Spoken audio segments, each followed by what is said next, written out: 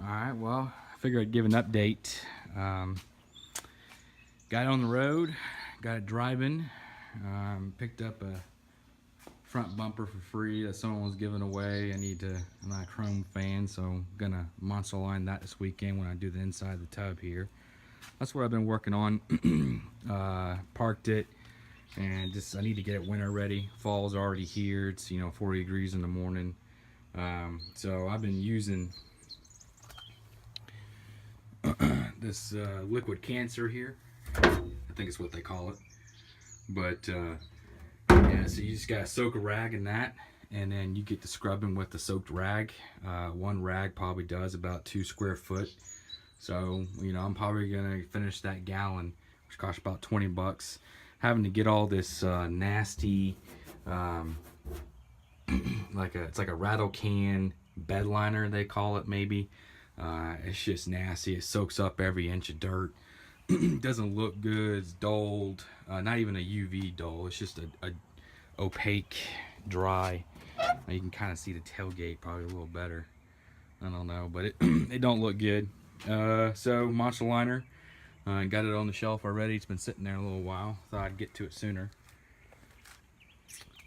So a few things. I did a anti-rat bar setup.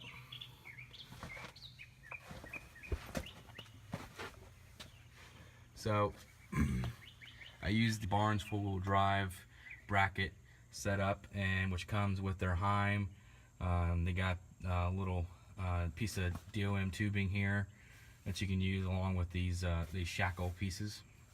And then of course I had to get my own hardware, and I took some leftover tube here from doing the 1-ton tie rod and drag link, and then here's some quarter tube I had left over that I just got to do some of these cross members and everything else. This PR15 did not go on well.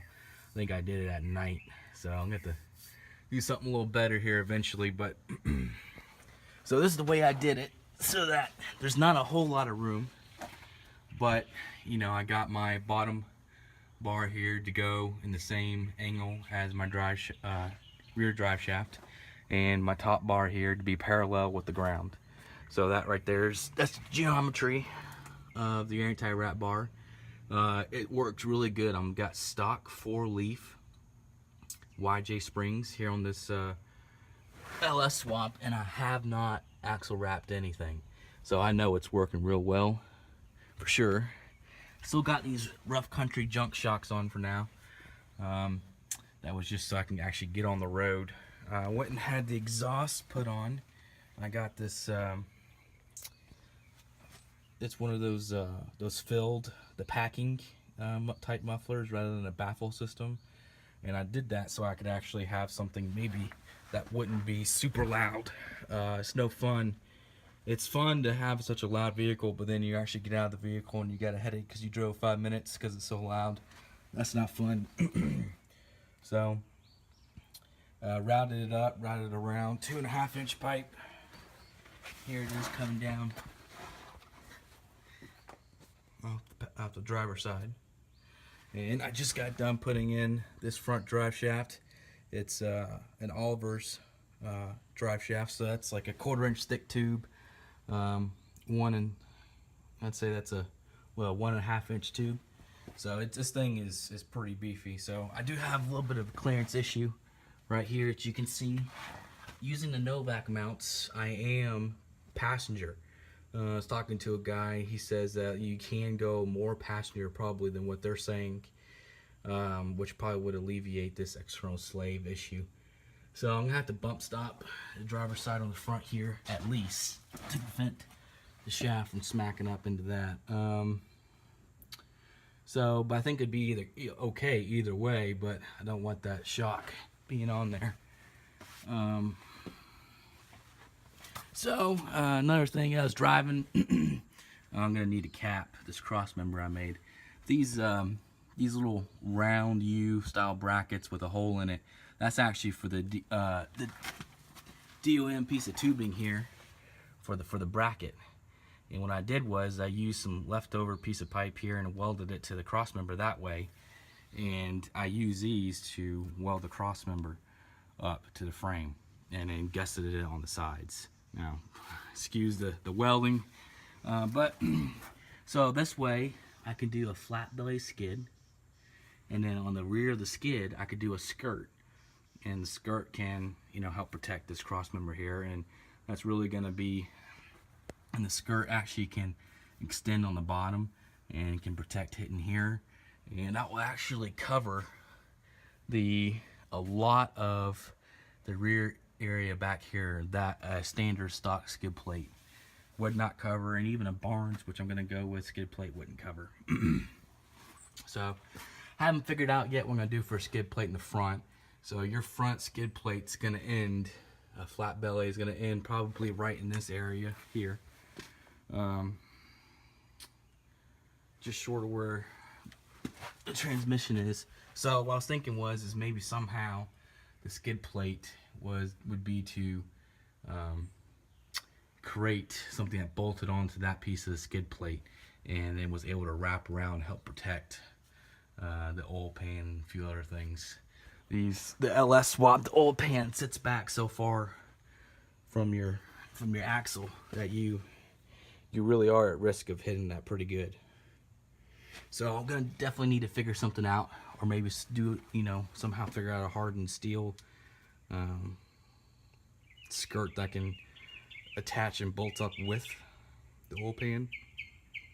I don't know yet. So on other news, I'm about to weld up the floor here, but I'm glad I waited. These nuts I got, they're not locking nuts, and they did not weld very well, but I left it. I said, you know, who cares, you know. The stock form on body mounts, this is how the bolts actually come through. This is what a stock one looks like, and it's just a threaded piece of plate inside a little thin piece of metal cage just to keep it from going anywhere. That's all it is. So there's nothing locking about it.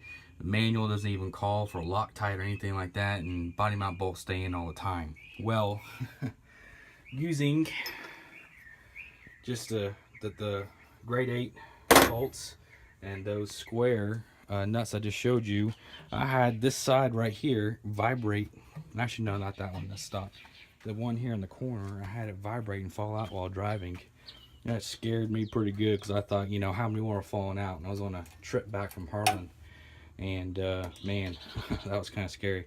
So picked up some locking nuts here, not nylon style, but the locking nuts are, I guess it's an elliptic design right here, and it locks onto it. So this is going to stay and never go anywhere, and I can feel comfortable about welding the floor back up this weekend and going ahead and doing the monster liner. So still haven't gotten the dash anywhere yet. This is I fixed my where the engine wouldn't rev past 2000. There's a wire that has to go to a ground. I believe it's blue 31. I got it saved in my records.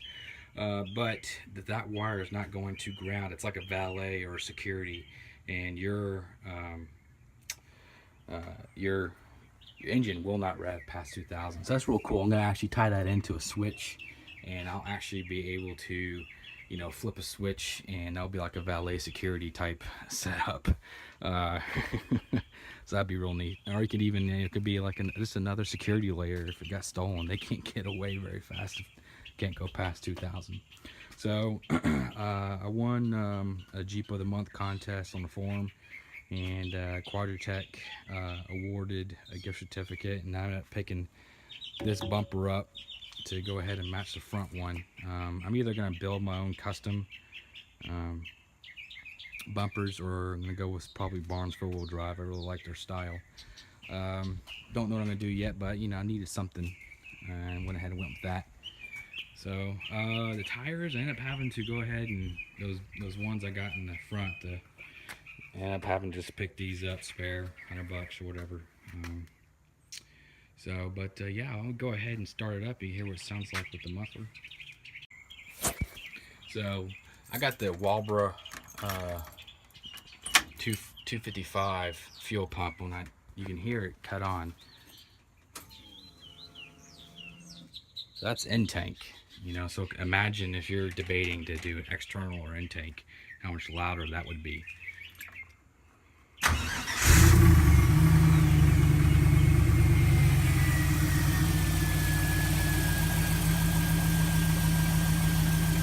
That's how loud it is. That's almost like a stock Tahoe type muffler. It's not a name brand performance muffler, but it's because of the short height.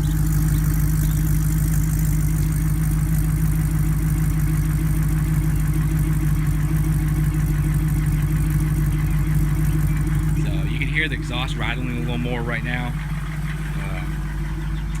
I have one of the brackets attached to the seat bolt, and it's not there anymore. So you can hear the typical LS valve tap going on right now. The cold start. I'm not a fan of it, but it's what you're gonna have to deal with, I guess. You can't hear it with everything closed up though. So I'm gonna need to figure out my water reservoir issue here. It's, got a little spilling, dripping out a little bit. Got to figure out what's going on. But it actually needs to be mounted. I'm going to mount it up over to the firewall. I need to plug up those holes in the firewall as well.